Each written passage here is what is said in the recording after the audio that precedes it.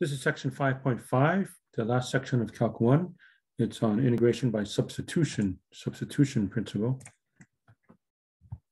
Okay, so we're on page 418, 171 odd, 1, 3, and 5, hopefully, 7, 9, 11.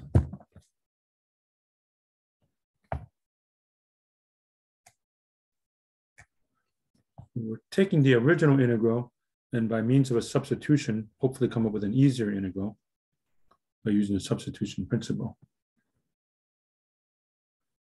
Okay, up to 51 are indefinite integrals. Then starting with 53, it looks like we have some definite integrals. They're done differently. So I'll be showing you how each type is done. Okay. Basic idea for substitution is the chain rule in reverse. We're sort of going backwards from the chain rule. We're doing what's called a U substitution. So most of the time we'll substitute with the letter U.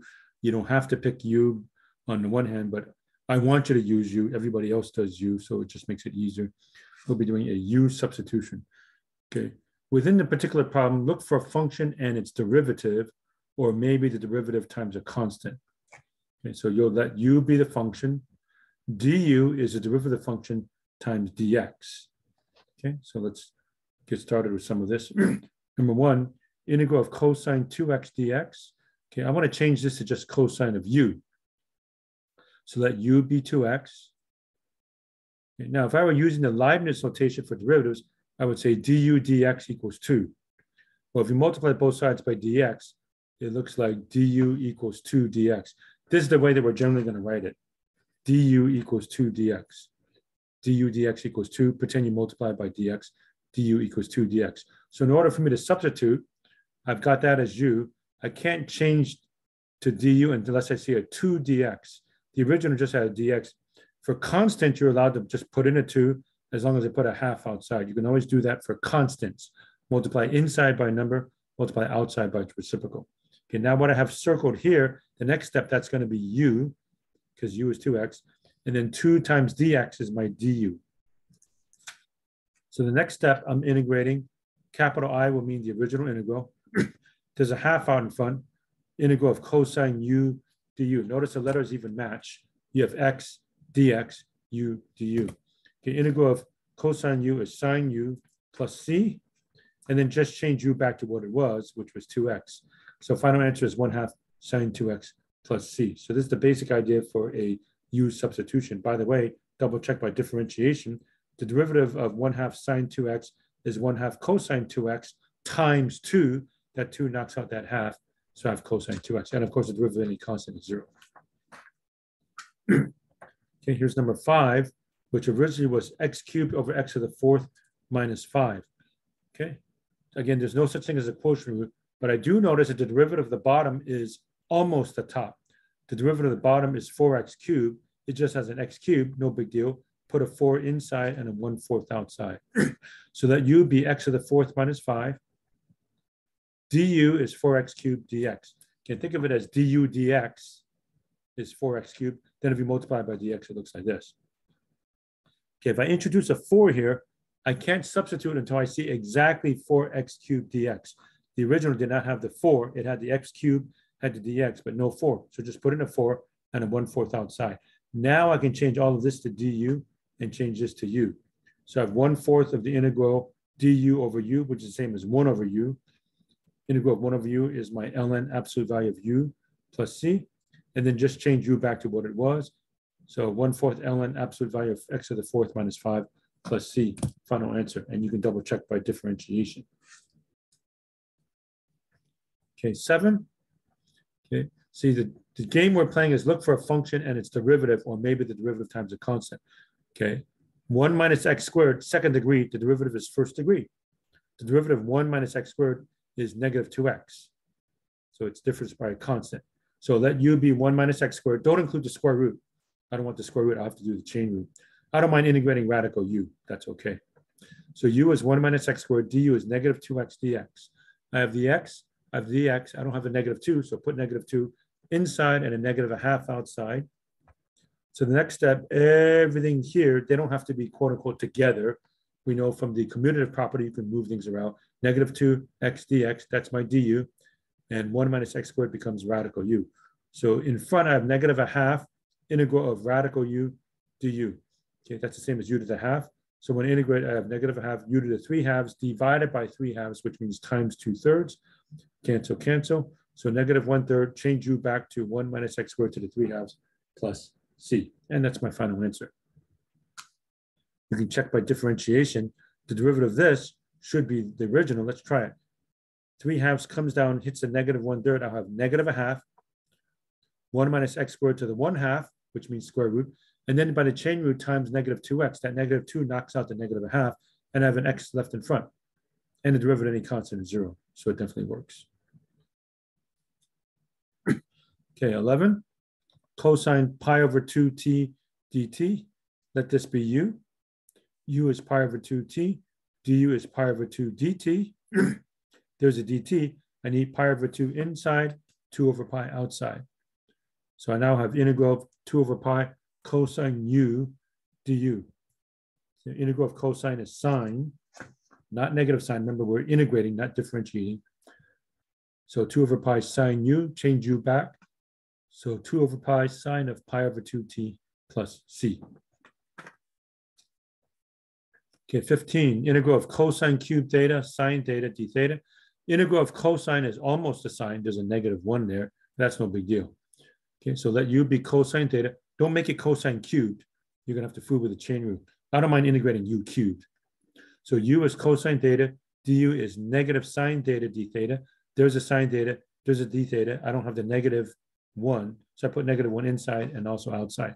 Now everything here is du. This is u. So I have negative integral of u cubed du. So negative u to the 4th over 4 plus c. Change u back. So negative 1/4 cosine to the 4th theta plus c. Okay. Double check by differentiation. The derivative of this, derivative of constant is 0. The 4 knocks out the 1/4. I still have a minus.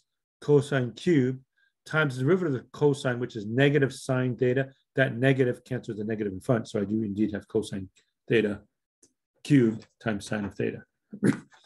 Okay, going back to show you one problem from 5.435. This is not substitution. It was just how do you integrate each of these. Integral of x to the 10th is x to the 11th over 11th. Integral of 10 to the x is 10 to the x over ln 10. That's an exponential function.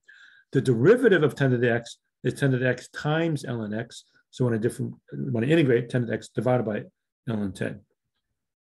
Plug in 1 over 11 plus 10 to the 1, which is 10 over ln 10, minus plug in 0, that's 0.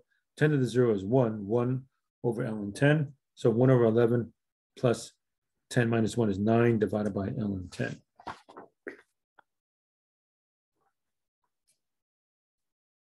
Okay, here's 5.5, number 21. Integral of ln x squared dx. This is tailor-made. What's the derivative of ln x? 1 over x.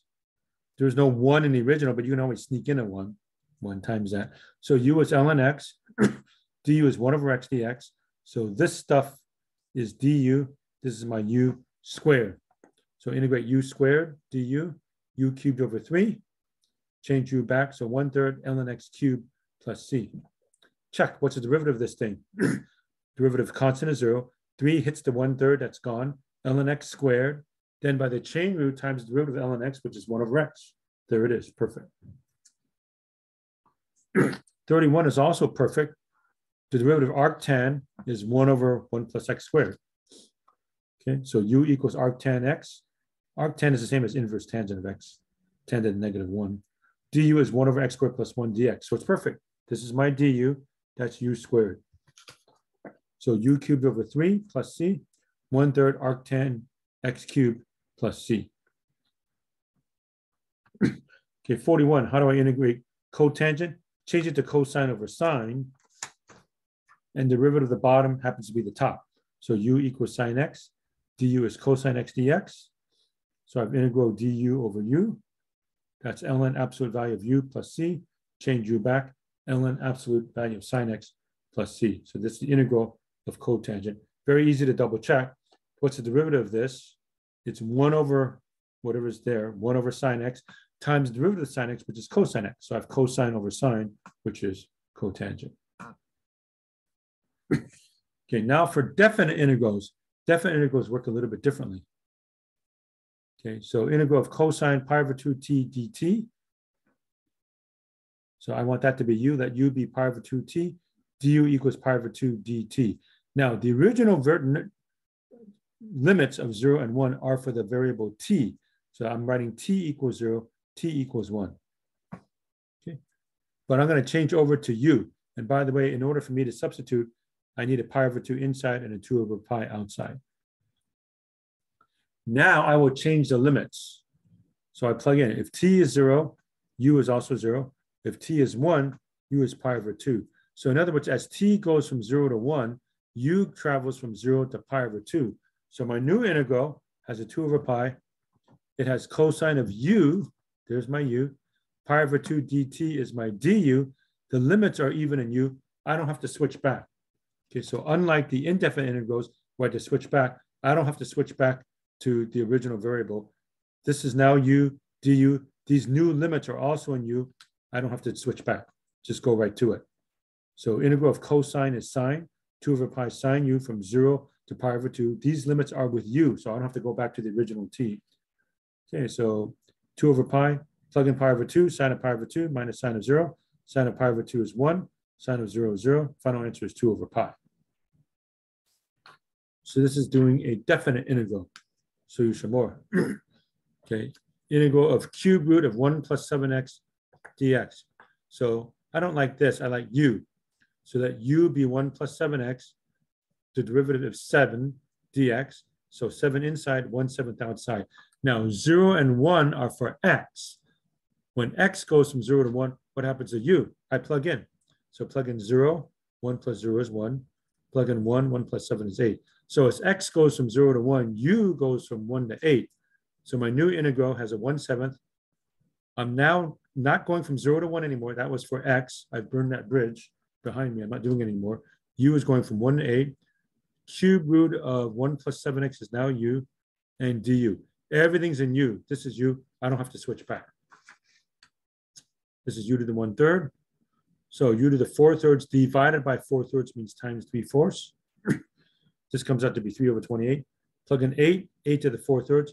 Plug in 1 minus 1 to the 4/3. Okay, 8 to the 4/3 means cube root of 8, which is 2. And then 2 to the 4th is 16. Minus 1 to anything is 1. So 3 over 28 times 15, 45 over 28. 59. And then go from 1 to 2 of e to the 1 over x squared dx. Believe it or not, the derivative of 1 over x is almost 1 over x squared. So u equals 1 over x, which means x at -1. Du is negative x at -2 dx, which is -1 over x squared dx. So I have the 1 over x squared. You say, where's the 1? You can always sneak in a 1. I need a -1 inside, so a -1 outside. Now, when x goes from 1 to 2, what happens to u? So u is the reciprocal of x. So if I plug in 1, I get 1. If I plug in 2, I get a half. So I have a -1 in front. Integral from 1 to half, e to the 1 over x, that's e to the u.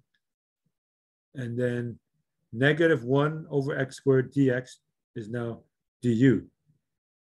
Okay, I have a negative in front, smaller number, bigger number. I can switch them around, make it a positive, and go from 1/2 to 1. And I have the smaller number here and a larger number here. So, and by the way, when you get to Calc 2, you have a lot of problems that are just like that, where you have a negative after the substitution, the smaller number is here and the bigger number here. No big deal, just change it so that the bigger number and the smaller number switch, and this becomes positive. So now we're good. And these limits are in u, so I don't have to switch back.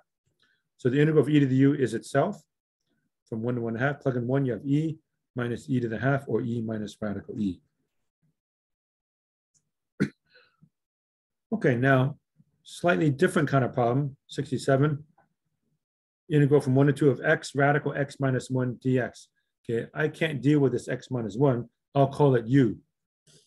What's going to happen is this is going to be nice. This is not nice, but if I'm going to have something that's not nice, I'd rather it be outside of the radical. So you see what I mean. So u equals x minus 1, du is dx, and x is equal to u plus 1 if I add 1 to both sides here. Okay, now when x is 1, u is 0. When x is 2, u is 1. So my new integral, u goes from 0 to 1 of x, which is u plus 1, times radical x minus 1, that's radical u du. But I know how to deal with this. I can distribute now. So that's u to the 1 times u to the half, u to the 3 halves, 1 times u to the half. Okay, u to the 5 halves divided by 5 halves times 2/5, u to the 3 halves times 2/3 from 0 to 1. Plug in 0, you get 0. Plug in 1, 1 raised to anything is 1. So I have 2/5 plus 2/3. Common denominator is 15, multiplied by 3 over 3, 5 over 5, 6 plus 10 over 15, 16 over 15. Final answer. All right, so that's how you use substitution with definite integrals. Okay, going back to 45 in indefinite integral, a little bit trickier. 1 plus x over 1 plus x squared dx. I split it into 2, break it into 1 over 1 plus x squared plus x over 1 plus x squared dx. I'm going to call it I1 plus I2. So I is the original integral. I1 is sort of my first time out integral, and I2 is my second time out integral. Okay, so I'll put them together. I is I1 plus I2. I1 is simply inverse tangent plus C1. I'm putting a C1 because I need a C2, but in the final answer, I'll have C1 plus C2, which is just C. I'm not technically allowed to just put C here and put C here, because that implies they have to be the same C, but they don't have to be the same C. So C1. Okay, how do I integrate this one? Well, the derivative of 1 plus x squared is 2x, so I need to introduce a 2. So u equals 1 plus x squared, du is 2x dx, 2 inside, half outside. So I2, as soon as I can get this into focus, I2 has a half. 2x dx is my du over u. Pretend there's a 1. So it's 1/2 ln absolute value of u plus C2. Okay, again, so that means this C and this C don't have to be the same. Change u back. 1/2 ln absolute value of 1 plus x squared plus C2. And now a little stickler of detail. If an expression, if whatever's behind my pen is always non-negative, positive, or maybe 0, you drop the bars. 1 plus x squared is definitely positive, right? X squared cannot be negative. Then if I add 1, it's definitely positive. So switch it to parentheses. 1/2 ln 1 plus x squared plus C2. So finally, the original integral, I combine I1 plus I2, which is inverse tangent of x, plus 1/2 ln 1 plus x squared, plus C1 plus C2. But now I can combine C1 and C2 to just regular C. All right. Okay, so that was section 5.5.